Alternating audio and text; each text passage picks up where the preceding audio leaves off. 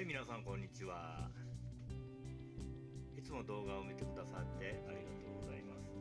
今回はもっとブリは釣れるというテーマで、自身の実調にあたり普段どのようにしてブリを釣っているのかということにフォーカスして解説してみようと思います。今の時代、友人の LINE や Facebook、 超過情報サイトや YouTube で超過情報が溢れていますよね。その手の情報もいいんですが、今回の話は全く白紙の状態から魚を釣ってみようとする場合です。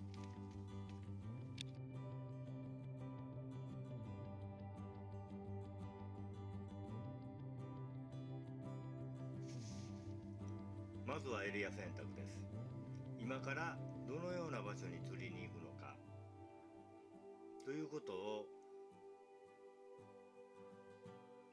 決めていると思うんですが、だいたい近所に行くっていうことが多いと思います。私の場合、近所に行くとしてもまず河川絡みのエリアに行くようにしています。旅行、サーフ、堤防でも近くに河川の影響を受けるところをまず決めます。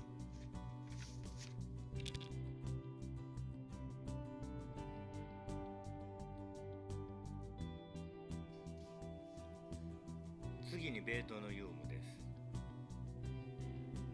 特にブリサワラ系であればイワシ類、アジ、コノシロ、サバなどが主なベイトになると思います。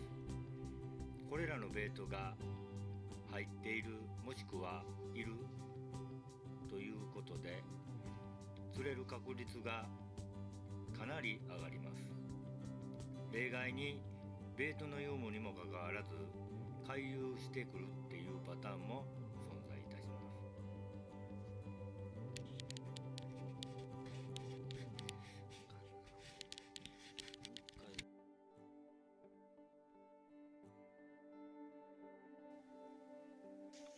最後に潮です。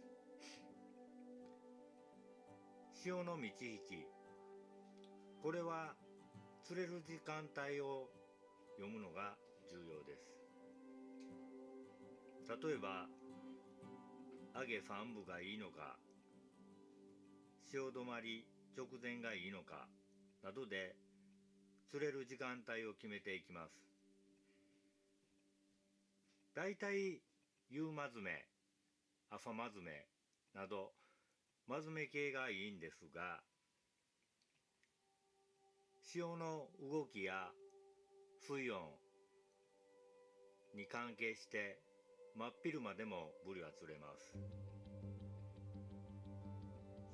ここで少し掘り下げてみますと、潮の種類にも大きく変わりがあります。今言っているエリアは大潮がいいのか中潮がいいのかというふうに潮の当たり面でだいぶ超過として変わりが出てくると思います。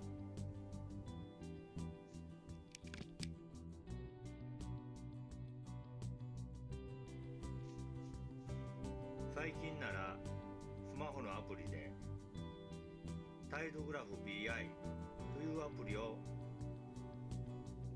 対応しています。このアプリは釣れる時間帯を数値化し、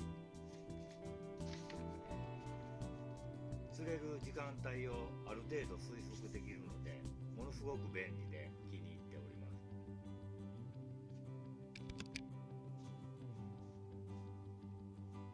す。ということで、少し普段自分が釣るために実践していることということでお話ししましたが、釣りはロールプレイングゲームと同じで、最大の面白さって探すことじゃないかなって思っております。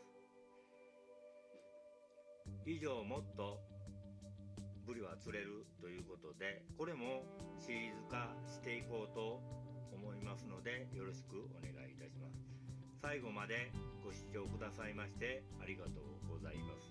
皆様方の釣りに少しでもお役に立てればなと思っておりますので、またのご視聴よろしくお願いいたします。では。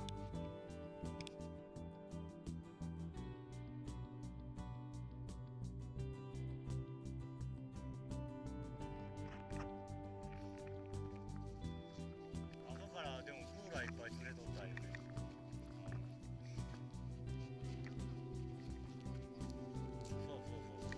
切れ目とかやの。だけど今は縦やめされとうから無理や。でもバナタ入ってくるかなと思うよねけど。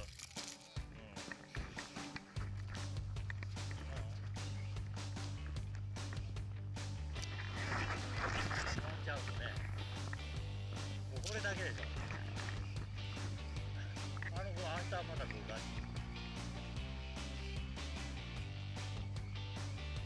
今日俺と同じぐらいの船乗ってきたいよ。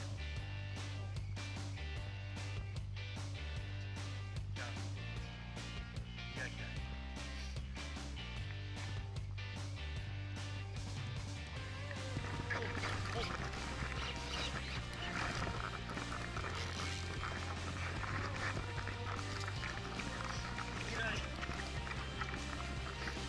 油断しとるや言うもんでないわいや。ギャグか。なんでもええけどな。そんなでかないわ。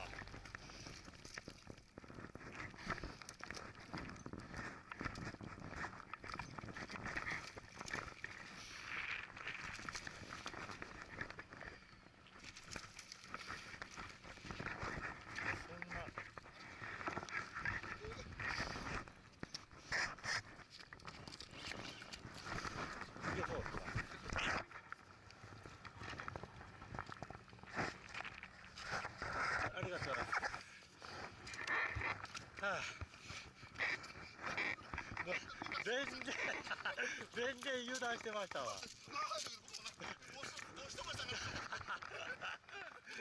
全然ほど油断してましたわ。